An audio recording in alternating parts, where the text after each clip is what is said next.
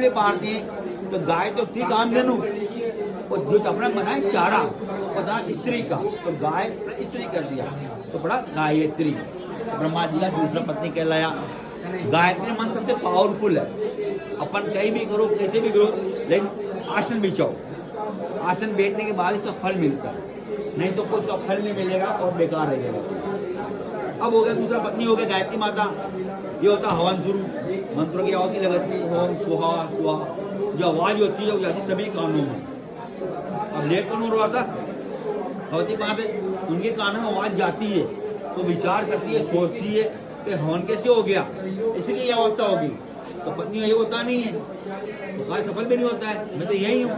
तो सावित्री माँ यज्ञ में आती है, यज्ञ के अंदर ब्रह्मा जी के पास में, और वहाँ पर अपने स्थान के ऊपर राई औरत को देखकर गुस्से में जाती है, एकदम क्रोध में आके ब्रह्मा जी और सावित्री माँ श्राप देती है। वो कहती है, पति देव, आज आपने मेरे रहते हुए इस कन्या के शादी रचा है और मैं अधिकार भंग कर दिया है, परिवार का अपमान, धरती का अपमान किया है, तो मैं आपको श्राप देती हूँ। आपका संसार के अंदर और विश्व में एक ही मंदिर होगा। ये ब्रह्मा का कोई संसार पर वर्ग में एक ही मंदिर होगा। ब्रह्म मंदिर अब पूज नहीं रहेगा, आपका संसार में कहीं पूजा नहीं होगा, जब ब्रह्मा का कहीं पूजा नहीं करते। अपन घर के अंदर सभी का पूजन करते हैं, जैसे गणेश जी का, हनुमान जी का, राम जी का, लक्ष्मण जी का, महादेव का, विष्णुवान, सभी का करते हैं। ब्रह्मा का अकेले पूजा नहीं होता है। क्यों नहीं होता है? तो सावित्री माता ने कहा, आपका मंदिर मूर्ति पूजा न करेगा, वो साधु होगा, सन्यासी होगा, आपका मंदिर का पूजा न करेगा। जो परिवार वाला आएगा, बाल बच्चे गृहस्थी वाला आया, आपने बनाया ब्रह्म सरोवर अपने लिए, कमल का फूल गिरा के, तो आपका ये जल में प्रसाद चलेगा और जल में मनोकामना मांगा जाएगा, और इसके अतिरिक्त आपका पूजा नहीं होगा। ये ब्रह्मा का ब्रह्मा का पूजा नहीं होता है। जैसे गंगा का पूजन करते हैं, यमुना करते हैं, तो ब्रह्मा जी का रूप जल सरोवर है। और सावित्री माता रहती है, ये पहाड़ पे बैठ जाती है।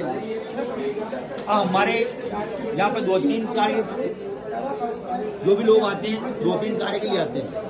पहला कार्य होता है तो राज्य को घूमने के लिए आते हैं, जो स्नान स्नान नहीं कर सकते अपन, तो आंखों के, कानों के मध्य छिटे लगा लेते हैं। और संता का दुकान बना हुआ है, 20 रुपए का थाली आता प्रसाद का, जो आप बैठ कर अपने परिवार में सुख शांति का प्रसाद चलाते हैं और मनोकामना मांगते हैं।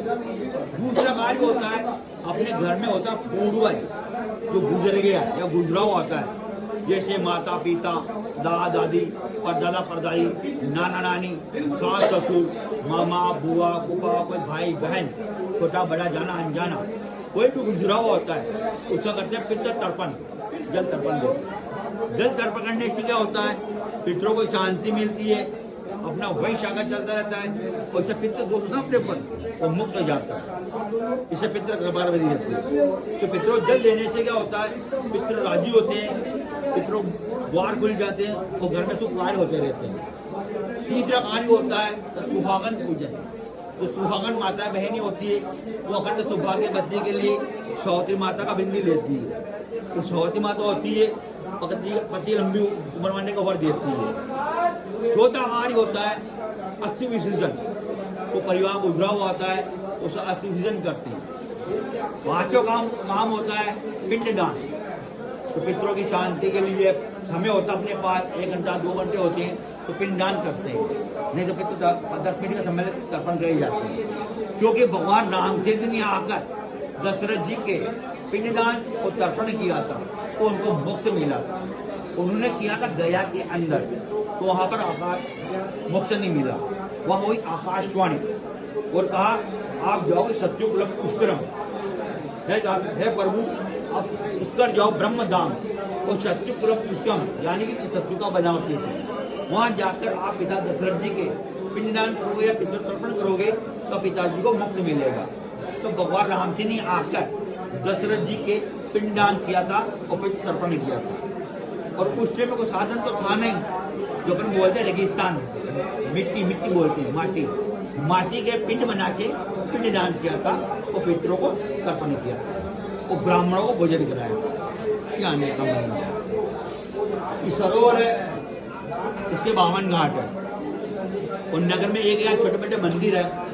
किसी भी मंदिर में मूर्ति में आपके हाथ से कहीं पर भी कोई पूजन, पैसा, डोनेशन, कोई दान, कोई दक्षिणा हमारे कहीं नहीं देती। एक यार मंदिर 52 घाट का संस्था ट्रस्ट मनाओ हमारा, जो एक ही जगह दान होता है।